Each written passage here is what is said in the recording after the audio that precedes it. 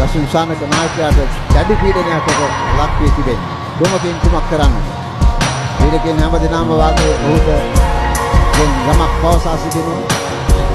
අඳු පිටේ සකසන හැටියට මෙහිදී විශේෂයෙන්ම ඉල්ලා සිටින සාමික කරුණාරත්න අතරේ සීමා ආසන්නයට පන්දු රැකීමට යන්නට කියා එසේ වුණත් ඉතාමත් තීරණාත්මක පන්දුවක් මේ තරගයේ මොනතරම් උණුසුමනාද තුර අවසන් පන්දුව දක්වාම වරක වැඩිමටයි සිදුුනේ. ඔස්ට්‍රේලියානු කණ්ඩායමට ශ්‍රී ලංකා කණ්ඩායම අවසන් පන්දුවේ මුල් පන්දුවේදී දැවියාම අනතුරුව තමයි පීඩනයට අඩුලක් සංඛ්‍යාව सामान्य लक्ष्य 270 पौने लाख प्रमाण प्रभागता लेवल सत्या नवे स्ट्राइक विषय हुआ लेवल विच असुम सामक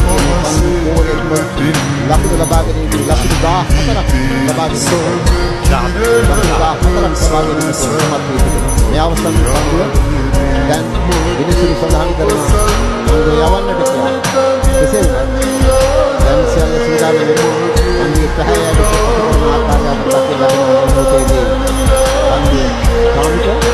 විශ්වාසනීය භාවයෙන් ඔහු පන්දු යොමු කරන තම නායකයාට යරි පන්දු පිටුවේ සකස් කරනවා. ක්‍රීඩාලෝල නරඹන්න 20000ක් උපේක්ෂක සංඛ්‍යාව net අයාවෙන් බලා සිටිනවා. ඔබගෙන් කුඩක් වේද අවසන් පන්දුව තාමත් තීරණාත්මකයි. ඒ නිසා බොහෝ යෝග පන්දුවක් ලෝකුල් ටොස් පන්දුවක් යෝග පන්දුවක් වීම සාධාරණීකරණය කරන්නට පුළුවන්. මේ වම පිටිකරුවාට එක්කමන්